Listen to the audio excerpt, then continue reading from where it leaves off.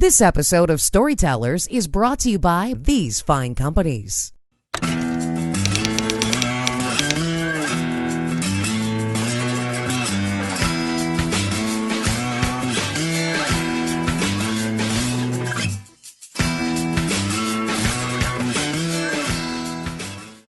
John and I sold a race car to a guy in Southern California, and he lived in Woodburn, Oregon, which is just south of Portland. There's a racetrack up there that we've raced dozens of times in our lives.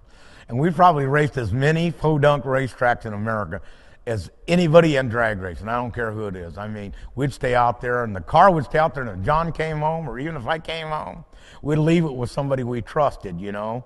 And John there wasn't anybody that John didn't make friends with. You know, of course, we never beat anybody, so we were kind of the underdog. But anyway, we sold his car to this guy, and he reneged on it. And we thought he just didn't want to pay us. So we called up, and his wife said, the truth is he's in jail. He got busted for drugs. Something that John would turn his back on his own kids if they had drugs. Me, I'm kind of a freak because I'm a military, patriotic, God bless America, yay, whoever. And the drug thing always turned me dead off. But this thing that happened in Portland, guy owed us money, so we went to get it, okay? And we had a 2-axle, bare chassis car trailer, and we had borrowed a car from a friend of ours who ran a used car lot in Los Angeles, actually in Cypress, and they put a dealer plate on it. We were too ignorant to realize you can't go out of state with a dealer plate, so it wasn't licensed.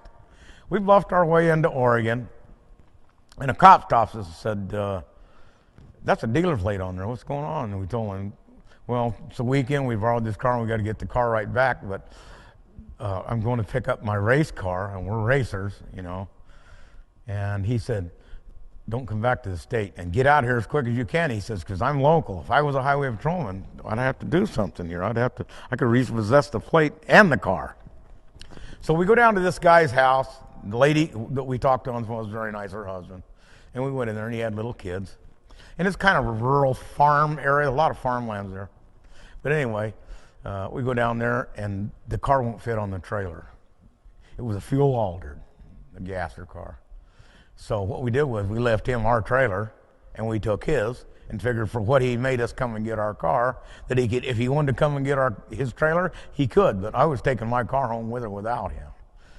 John and I were total, everything we did was together and then, okay?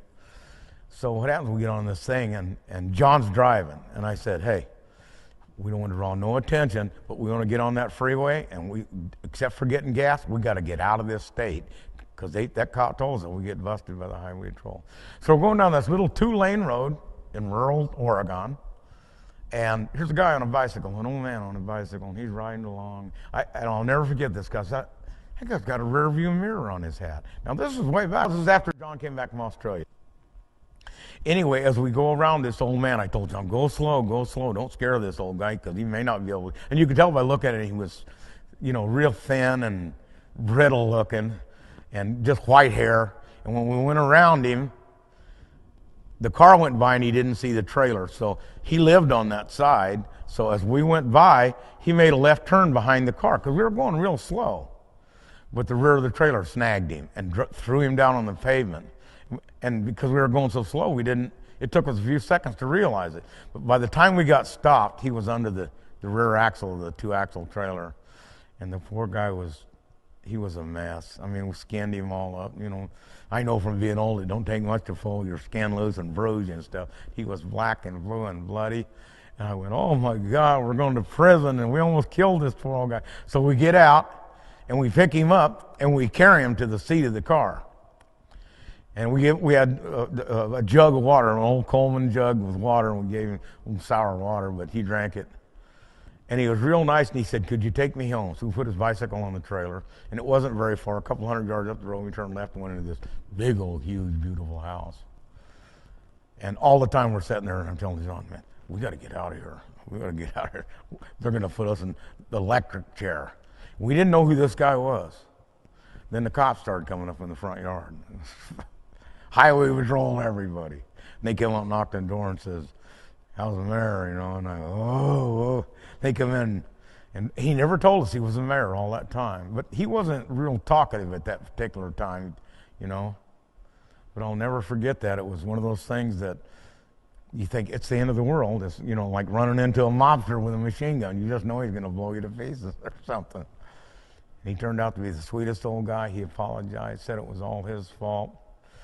And I told him, I said, I'm worried because those policemen out there. He had also been something else in the state, somebody really important in his earlier years. I said, because I thought they were going to find that license plate and take the car and the drag car and everything.